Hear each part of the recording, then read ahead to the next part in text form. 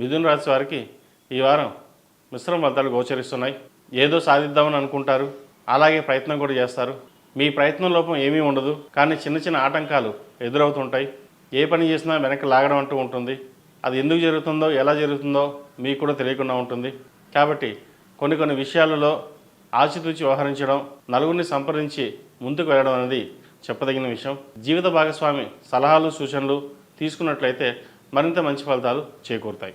వృత్తి ఉద్యోగాలలో చిన్న డిస్టర్బెన్సెస్ ఉన్నా కూడా అవి ఈ వారం సమస్యపోతాయి.